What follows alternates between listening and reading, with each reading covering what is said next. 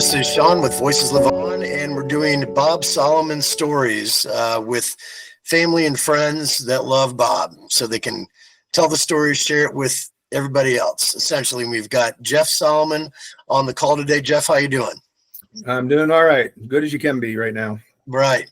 And you and I've been talking a lot over the past few days about, putting a lot of the videos and pictures together so people can watch that. But this is going to be something that people can do wherever they're at in the United States, that we're going to be able to add the videos to the page of people telling the stories. And we're going to be able to incorporate images as well, so they can kind of talk to specific moments of their experiences with Bob. So let's kind of go into it here.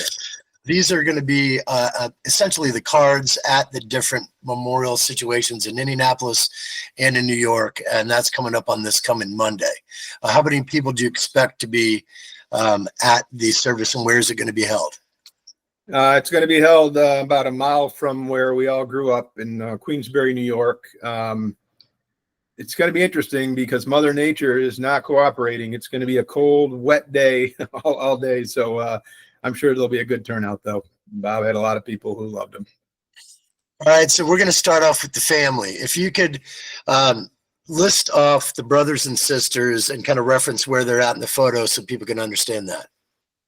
All right, well, my father, Jerry, is certainly on the far left, and that's me on his lap. Little tiny kid, my brother Dan, Smiley there with the bow tie. I guess Bob's got one too.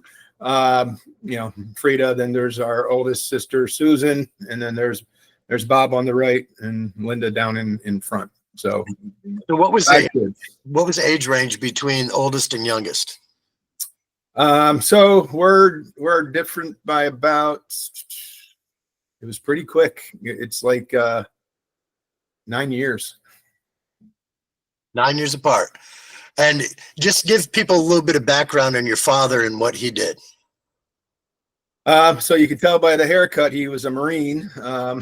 His first stint in life, but then he went into politics and ended up congressman from New York for 20 years. Was a chairman of the Rules Committee. Actually, challenged Newt Gingrich for Speaker of the House when the Republicans took over Congress back in 1980, and but anyway, he was a longtime congressman from New York, and he unfortunately passed away in the year after he retired from Congress and when he was 71 years old, right after 9/11. So. Bob had mentioned to me, and you can kind of verify this, that he wrote a lot of legislation to help veterans. Was that part of his main mission? Yeah, well, yeah, he actually got the veterans position as a cabinet position. That was his part of his life's work, was making veterans a cabinet position, so the Veterans Administration could take care of them. So yeah, he. Lots of patriotic stuff, he had flag amendments for folks who mistreated our flag. He certainly did not like that, and but yeah, he a lot of Marine Corps. He was called the pit bull of the house, was his nickname. He brought his Marine Corps background with him there, and did his focus was certainly his constituents in the district, but mainly the veterans that served our country, like himself. Now, Bob had mentioned to me, and I've always noticed it, that the reason he didn't go in the military, or one of them, was that because of his ear when he was young. Was that one of the main catalysts, basically, why he didn't pursue? Because I know that he had a lot of passion to be able to go in and serve as your father. Yeah, Bob. Well, you can kind of see behind me Fenway Park, if you can see it. One of the reasons I'm a huge Red Sox fan is because Bob spent so much time in Boston as a kid, getting his eardrum, everything fixed, improved, whatever. But so yeah, that was probably a setback that kept him from doing that. But Bob, as you know, and all the Fagawi people know, is probably the biggest patriot you'll ever meet. Well, I think that kind of fueled his fire for the whole situation in his entire life, that he wasn't able to actually physically serve, but he could physically help and help promote different veterans, different families that have lost veterans. And that's one thing I really respected about him. So let's take a look at something that we call the Tower of Flags that Bob was famous for. Oh, yeah. In Indianapolis, as well as on the Fagawi.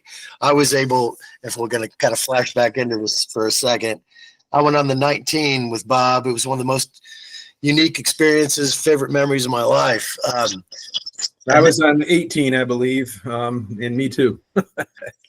So I'll tell you something about going on Fagawis with Bob. I had a hard time vacationing with Bob, because when you're done with a vacation with Bob, you need a vacation. And I'm sure you know that as well as everybody else. He has one speed, and it's full speed. And wow, it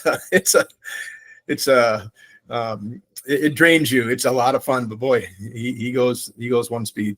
So how long did he, or when did it start? Flags stacked on flags. Do you remember when he kind of started really doing that? Maybe not so much with the Fagawi, or just him sailing in general. Yeah, hopefully this is an awesome platform and you get to interview a lot of people and they want to participate in this, because there's a lot of people who did this with Bob for a lot of the years who will know that a lot better than I will. I mean, it was certainly, last at least 15 years, but I don't know how far back that part goes. Maybe way longer. All right, so here's another beautiful shot of the family back there in the red and orange stripe on their shirt. And you said you're about 13 at that point?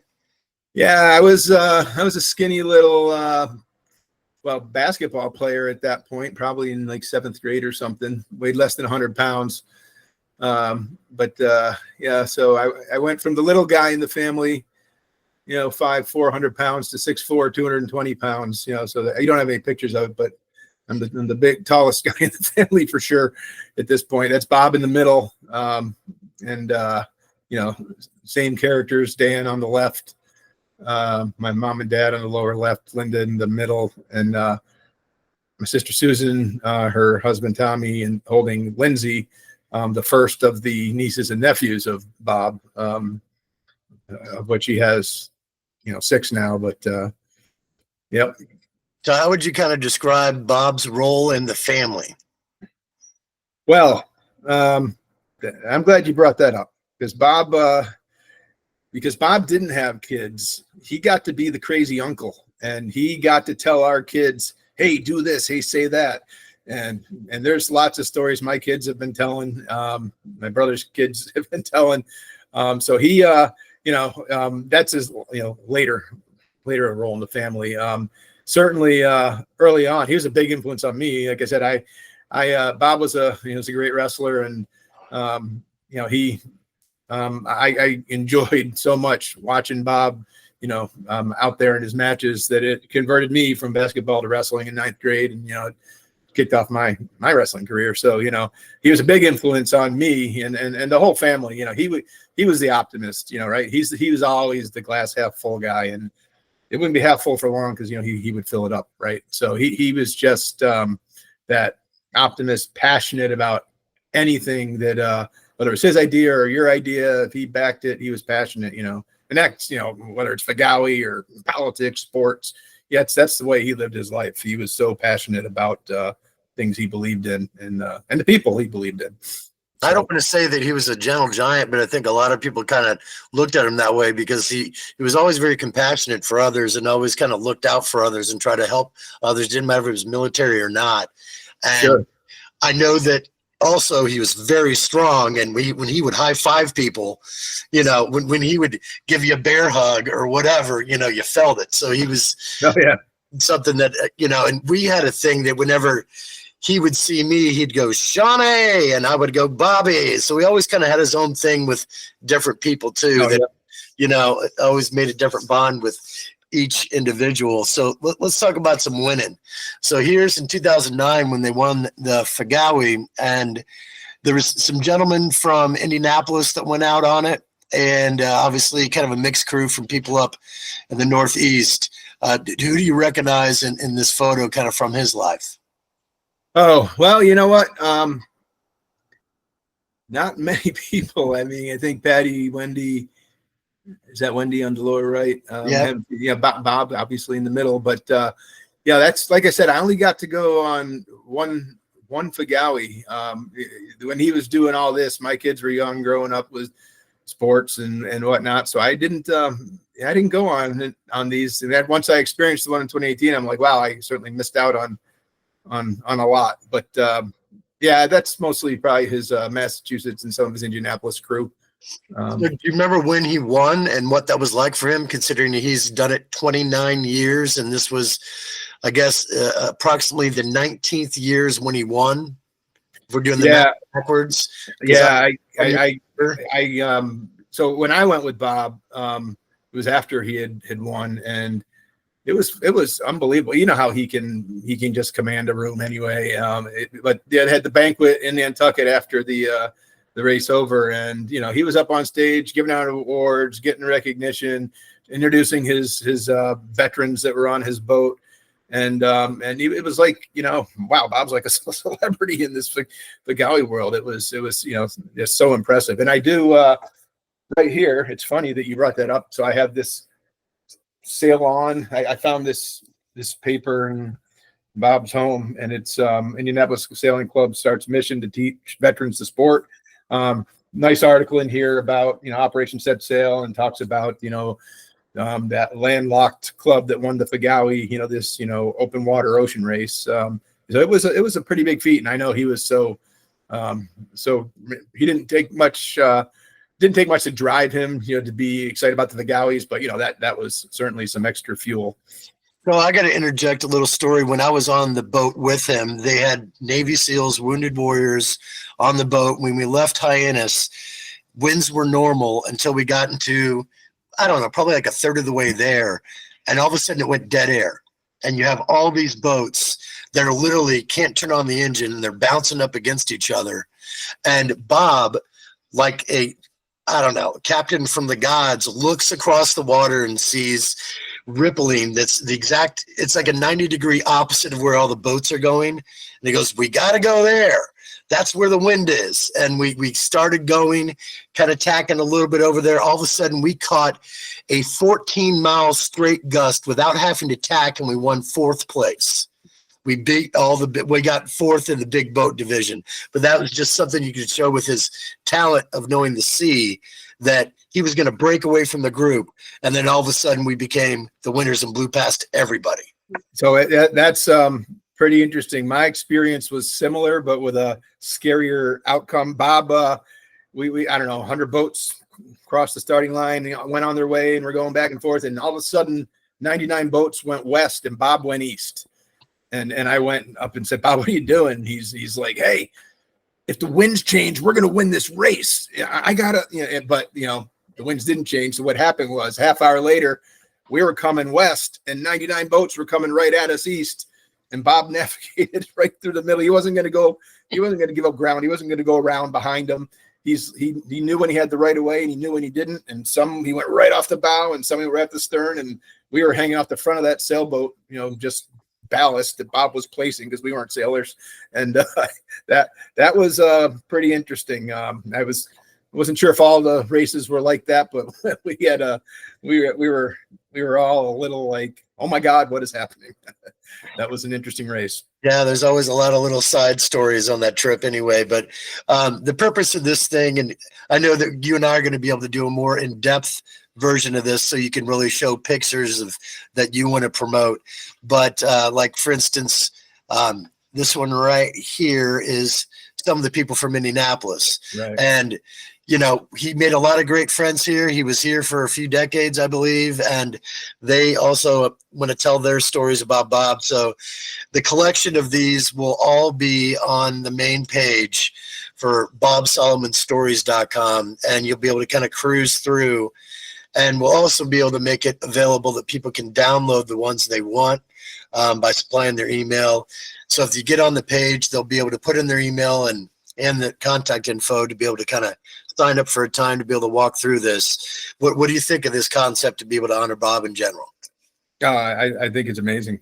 I think once people get in there and see and start seeing and hearing the stories, that's what it's all about with Bob. There's so many stories and memories, right? So, yep, it's gonna be a good thing.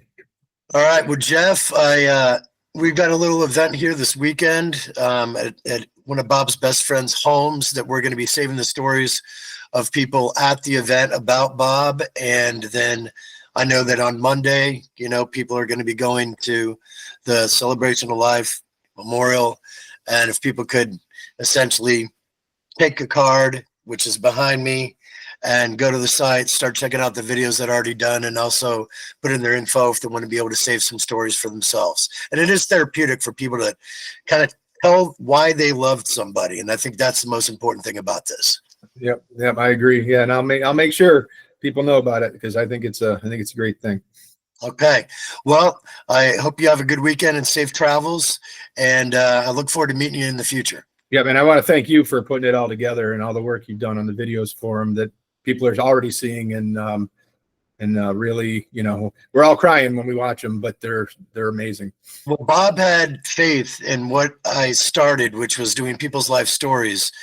And when I finally started it, he was like, you know what? We got Wounded Warriors and Navy SEALs on this boat, and we're going to Nantucket, and I want you on the boat interviewing them as you fly across the sea in the race, and then get interviews on Nantucket. So he's the one that made that whole thing happen for me. And I'll always, always, always cherish that 10-day crazy excursion.